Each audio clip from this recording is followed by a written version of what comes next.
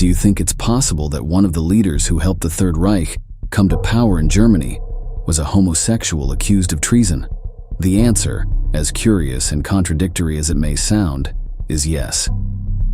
We're talking about Karl Ernst, a German politician belonging to the National Socialist Party who served as Gruppenführer of the SA, that is, the leader of one of the most important and violent paramilitary forces of Nazism. In this video, we will explore the figure of Karl Ernst through the functioning of the SA and his friendship with Ernst Röhm, until his violent execution in the infamous Night of the Long Knives. Stay tuned and enjoy this new installment of military history. After the First World War, the Freikorps independent paramilitary units proliferated throughout Germany. Composed mainly of veterans from the First World War, these groups fought against all whom they believed responsible for the German defeat. With exponential growth by 1921, approximately 400,000 men were involved in this crusade. One of these groups was the Turn- und Sportabteilung, the gymnastics and sports division in Bavaria, which later became known as the Sturmabteilung, or SA.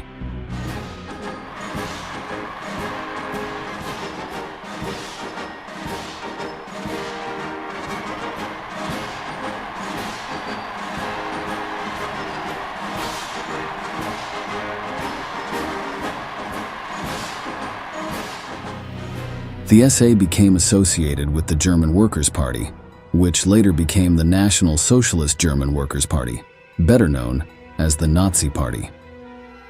The organization was tasked with providing military protection to the party while simultaneously promoting ideology among the people. In August 1921, the party newspaper, Der Völkische Beobachter, published an open call for young people to join the SA, imploring men to join the fight against foreign races determined to destroy Germany. The main responsibilities of the SA were to serve as personal security for Adolf Hitler, provide military support, to enforce the Führer's orders, and prevent the functioning of opposing parties by any means necessary. One of the first activities organized by the SA was the Munich Beer Hall Putsch carried out on November 9, 1923. It was an attempted coup d'etat in which Hitler tried to forcibly take control of the Bavarian government. The coup failed, and the SA members who died were revered as martyrs in the party's mythology. That same year, still very young, Karl Ernst became a member of the SA for the first time, forever changing his life. Ernst had been involved in nationalist organizations since 1918, while working as a bellboy in hotels, and as a bouncer in gay clubs. There lay his greatest secret. Like his future mentor Ernst Röhm, Karl was homosexual, something that was seen as a perversion and a social illness within the National Socialist ideology. After the failed Munich coup, the German government arrested Hitler and banned Nazi organizations, leading to the formal dissolution of the SA. At that time, the figure of Ernst Röhm flourished, who was one of the emerging leaders of that party militia.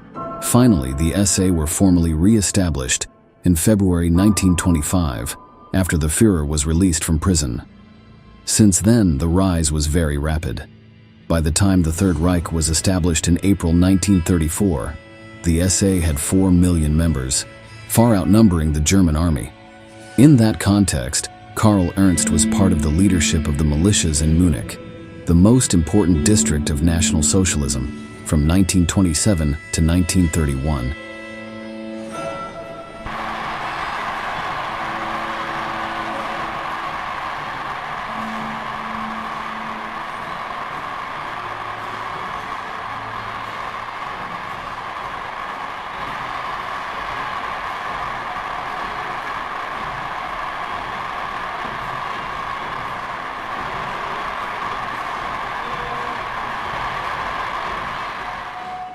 On September 12, 1931, on the eve of the Hebrew New Year, Karl Ernst participated as the leader of the SA in Berlin in the riots on Kurfürstendamm. On that day, about 1,000 SA members marched shouting slogans such as "Die Jew" and "Beat the Jews to death with clubs." They attacked worshippers leaving the synagogue and passers-by on Kurfürstendamm. This was the type of brutal intimidation that paramilitary forces used as a tool, thus terrorizing opponents of Nazism through beatings and murders. Under the command of Ernst Röhm, the SA not only grew but also organized much better and deepened the use of violence. Karl Ernst was Röhm's disciple, seeking to learn the tactics of his superior since, despite his sexual orientation, he was fully committed to the Third Reich. Both leaders were ideologically convinced militants whose Nazism was motivated more by discipline than by personal devotion to Hitler. Despite his obedience, Röhm had a controversial plan: to strengthen the stormtrooper Sturmabteilung to absorb and replace the entire German army. The SA's ability to wield violence, along with Röhm's intentions to carry out a second revolution and strengthen National Socialism, led Hitler to see the militia as an internal threat. The Führer could not bear to see his figure weakened, so it was essential to get rid of this organization soon. It was time to cut out the evil at its root. It was rumored that Ernst had been promoted thanks to his intimate relationship with H0RRlBLE, a friend of Röhm's who was outside the Nazi apparatus. This aroused suspicion among SA members, who denounced a triple alliance Röhm-Röhrbine-Ernst, considered a homosexual triangle. Behind their backs, detractors called Karl Ernst Frau von Röhrbine or Mrs. Röhrbine, implying that he benefited from this relationship of dubious nature. These rumors had evidence such as the night of June 26, 1931, when a Nazi named Walter Bergmann was arrested in a Berlin pub claiming to have found Ernst and Röhrbine in an intimate situation. Ernst was also accused of participating in lewd orgies organized on the yacht of Erich Hanussen, a wealthy Jewish trader who was a benefactor of the party. Hitler had to deal internally with Ernst Röhm, who led Germany's largest and most relevant armed organization. Röhm, an avowed homosexual, was the only one around him who dared to speak to Hitler as an equal and even challenge him. He intended to merge his militias with the German army to create truly national armed forces that naturally would be under his command. Despite the long-standing friendship he shared with the Führer, Röhm held quite inflammatory opinions. If Hitler thinks he can squeeze me for his own ends forever and throw me away someday, he is mistaken. The SA can also be a tool to control the Führer himself. Hitler ultimately decided, along with his closest collaborators, that Röhm was a threat and had to disappear. For this purpose, the so-called Operation Hummingbird was orchestrated, one of the first and most Machiavellian actions that the Führer would display throughout his political career. A meeting was arranged between the leaders of the SA and the SS, during which Röhm was forced to sign a document recognizing the Reichswehr's power over the SA. At the end of the meeting, Röhm stated that he would not comply with this resolution and continued to advocate for an army led by the SA. Meanwhile, Himmler ordered Reinhard Heydrich, head of the SS intelligence service, to gather all the information possible about Röhm and his associates. Soon enough, what were actually inconsequential data turned into conclusive evidence that a plot was being hatched among the SA, led by Röhm and with the collaboration of Karl Ernst. It was then that Himmler and Göring began to organize the purge. They began by creating a false accusation, accusing Röhm of receiving 12 million marks from the French government to overthrow Hitler with the SA units. The accusation included a list of people, whether members or not, of the SA who should be eliminated, among which were the names of high-ranking army officers, including Karl Ernst. Ernst Röhm remained firm in his plan, and by January 1934, his forces already had heavy weaponry. Karl Ernst also formed a regiment and a guard battalion for each SA brigade. In this way, the conflict with the Reichswehr was assured, giving Hitler's collaborators the perfect pretext to carry out their plan.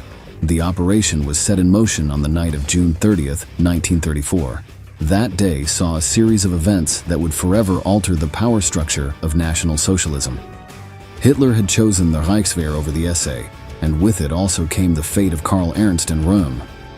That night of June 30th would mark the end of the SA and be known as the Night of the Long Knives.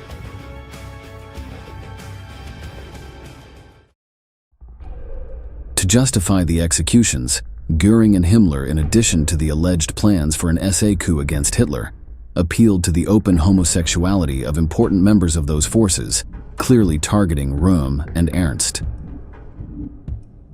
These types of propaganda strategies aimed to prevent the population from condemning the violent reprisals that Hitler and his collaborators carried out against their detractors. Among other things, besides accusing him of being gay, they tried to blame Ernst for the Reichstag fire. Röhm was ambushed along with senior SA leaders on the morning of June 30th and transported to Munich's Stadelheim prison, where the SS shot them all. Hitler remained undecided about Röhm's fate until July 1st. That day, by Hitler's order, Röhm was executed in his cell. All evidence suggests that Röhm remained loyal to Hitler until the end, despite Nazi claims to the contrary.